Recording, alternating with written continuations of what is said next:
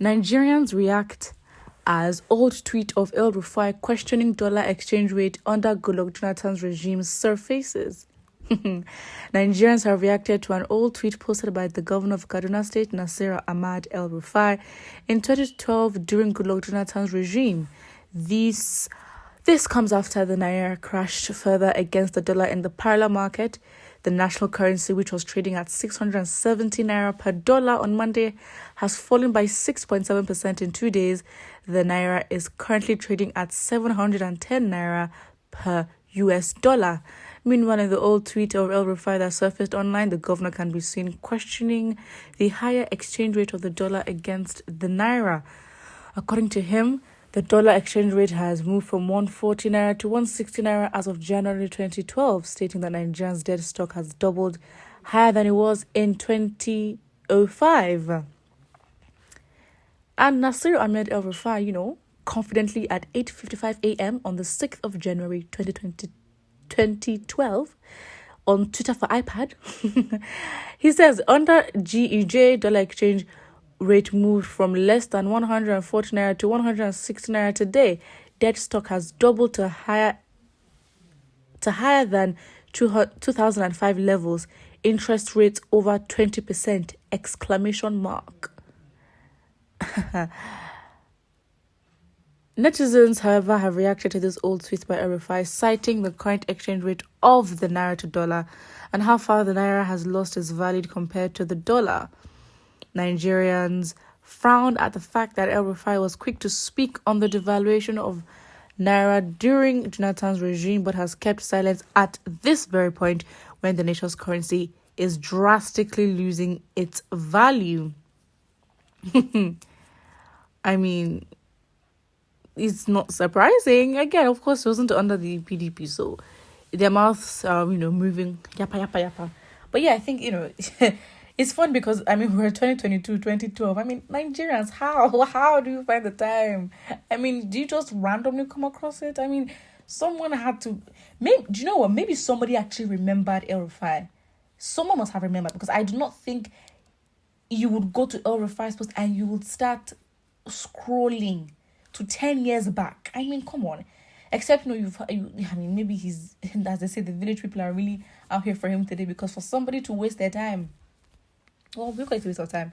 It's very much, useful information for now. But again, I guess it's the same thing. We've also have APC, PDP senators threatening to walk out and, impeach Buhari if he doesn't sort out, the security issues. And I'm like, really? At this time? Of course it's not the time. It's it's the season where, elections are coming up. Opposing parties will blab at each other, talk. And, if you're not careful, you start to think that this party really reasons to what you're saying. But really and truly goes back to the fact that they know what is happening in the country. They know what to do to fix it. They know what is bad. And still, they're just saying what they're saying just because they want to get to where they want to get to. So they are very much aware of the realities they put Nigerians in. But when they argue, these causes, and they argue the problems that their opposing party has caused, it's like, it's obviously for their gain anyway. So, yeah. But of course, this has been brought forward. Then what would Nasir El-Rufai do? Again, it just reiterates the fact that our leaders, it's nothing surprising anyway. If we really want to compound evidence against this government of what they have done, we are talking about all of them should be in jail. If we really want to compound evidence, this National El-Rufai thing is just little.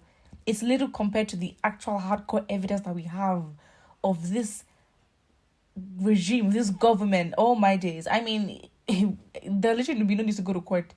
It's like from the evidence, in fact, guilty. So it's, in terms of the hypocrisy, in terms of the disrespect, the valuing, everything, even the value of lives. Come on. Their sluggish response to security issues, and all they can do is say, we send our condolences to who, to what, when, where, how, who asked? No one. But the fact is, if we really wanted to compound evidence against the government and say, this is what you have done, I think compounding this evidence has also made me know about the International Criminal Court, ICC. I think it was the time. What I think it must have been with the NSAS protest and the sequence of events after, because of course, on Twitter, in a bid to actually hold the government accountable, because of course, the systems in the country don't allow for that. We felt that taking these crimes to, or taking the case of Buhari to the International Criminal Court would would suffice as an external body. But obviously there are also limits to what international bodies can do. But fact is, the evidence put against him for that is more than enough. But again, it's what can you do? What can you do except change the people that are there? It's as simple as that. Until we remove Fulani from our national lives and place them where they belong, this country will continue to go downhill, and at the end, we will start killing each other. Fulani people are only good for cattle rearing. Oh, that's harsh. But I think, what this government has successfully done, which you can say, it's been a very slow process. It's been a very slow process to their big vision and big aim, and it's looking very scary, because in fact, as much as we think the government has been negligent and they just don't care, fact is they already had their mission in mind. And so everything that you think, oh, they just don't care, or they're being themselves, or they're being their usual corrupt selves, it's not that.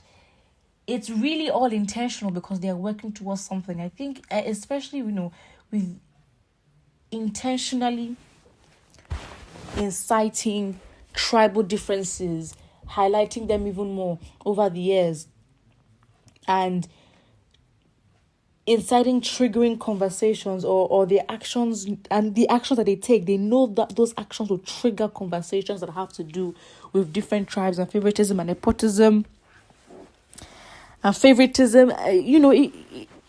It's very problematic, and they know what they're doing. They're very good, when it comes to gaslighting, when it comes to deceiving the public. It's very, very bad.